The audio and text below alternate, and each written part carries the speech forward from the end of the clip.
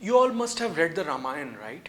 Besides Hanuman, do you remember who else was the most fervent of Sri Ram's devotees? No, I am not talking about Shabri or Vibhishan here, but Jatayu, the king of vultures who sacrificed his life to prevent Ravan from abducting Sita. Later, his crippled brother Sampati helped the Vanars searching for Sita to finally locate her on the island of Lanka. Such is the reverence with which the vulture has been held in India's culture and religious texts. And yet, in the last 3 decades, vultures in India have almost disappeared.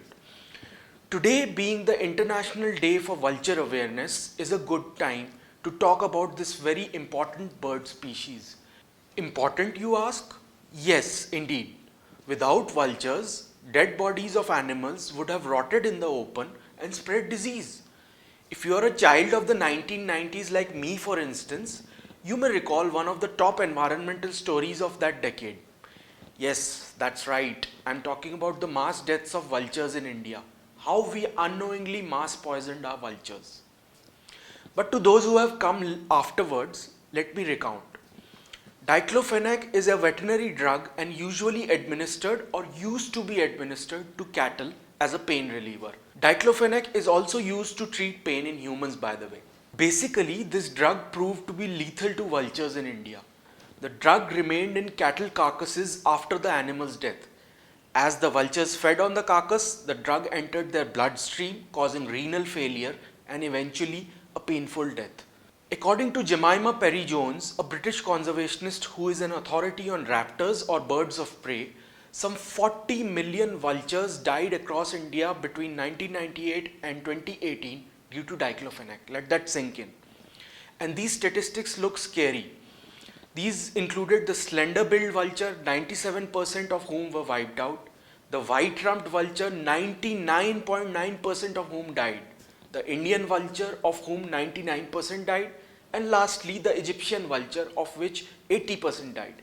The government of India finally banned the use of diclofenac in 2006.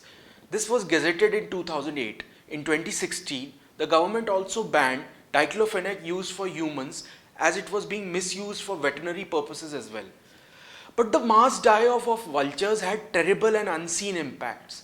For one, the tiny Zoroastrian community of India, including Parsis and Iranis, were left with very few vultures, which have always played an important role in disposing the bodies of the community's dead on their dakmas or towers of silence since times immemorial. The decline in vultures also led to an increase in the number of feral dogs. A whopping 7 million more feral dogs were added to the existing population. These inflicted 40 million more dog bites between 1993 and 2016. Moreover, the feral dogs and other scavengers could not replace the vultures as they could not dispose of carcasses as efficiently, causing $34 billion in losses to the economy of India. The diclofenac debacle led to the formation of Saving Asia's Vultures from Extinction, or SAVE, in 2011. A consortium of 14 partner organizations and 14 Indian government agencies. Their goal was to restore at least 40% or 16 million of the vanished 40 million vultures of South Asia.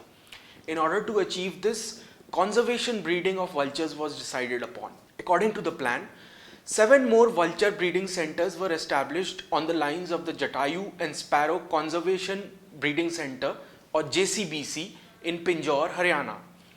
The JCBC was established in 2001 as part of a joint arrangement between the Haryana government and the Bombay Natural History Society, or BNHS. Today, there are 7 other centers located at Rani in Assam, the Buksa Tiger Reserve in West Bengal, Ranchi, Bhopal, Hyderabad, Junagadh and Bhubaneswar. After being bred, the vultures were to be released back into the wild according to the plan. Has that plan fructified? Let us listen to what Vibhu Prakash, program head of JCBC, has to say on the matter. We feared that these population might go extinct when we came in mid 90s, when we realized that the population were declining. But now, since we have a very successful conservation breeding program, which is a very good insurance against extinction of all the three species, so these vultures will not go extinct. And with Government of India acting quite swiftly in banning Diclofenac, yeah, there are at least three other drugs which are toxic to vultures, and one of them is aceclofenac, which is actually a pro-drug of diclofenac. So when you inject it into a cattle, it gets converted into diclofenac. So we have now are working, we have sent this research findings to the Drug Controller General of India through the government of Haryana, and we have requested them that this should be banned for veterinary use. And similarly, there is another drug called ketoprofen, which has also been found toxic to vultures, and it has been used to treat cattle. And there is another drug which is likely to be toxic, that is nimesulide, which is also used in treating cattle, and it can cause visceral gout in vultures. None of them is as toxic as diclofenac is. Good thing is the prevalence of meloxicam is really coming up, which is a safe drug for vultures. And the use of diclofenac is coming down. So what we are planning is we will release vultures first and see what happens. And we have, at the same time, we will try working with the drug controlling authorities to make sure the other drugs are also not used for treating cattle. Well, there are two things. One is cause of mortality and one is cause of crash in population. There are many causes of mortality in all Southeast Asian country, like unintentional poisoning of their food, which sometimes happens when a predator kills a cattle of a villager. So he to retaliate, what he does, he poisons the carcass of the cattle, hoping that the predator will comes and it will get killed. But instead, vultures get killed. So that's a cause of mortality. Sometimes vultures die in road accidents.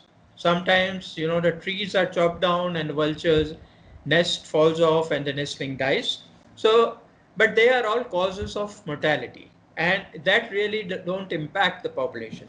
So we will be very shortly releasing 8 vultures from Pinjore centers back in the wild. We had released 2 Himalayan griffins, and we could follow one of them for 45 days. We were very happy with the way they adjusted to the wilderness, and within 45 days they started soaring, they could find their own food, and they joined other flock of vultures. Only when the drug menace is taken care of will the bird, considered the living manifestation of Jatayu, be able to survive what has probably been the toughest ordeal it has ever faced in this part of the world. For a world without vultures would be bereft of not just the grace and majesty these birds exude, but also a very unhealthy place for humanity to reside, with the constant threat of disease looming over us.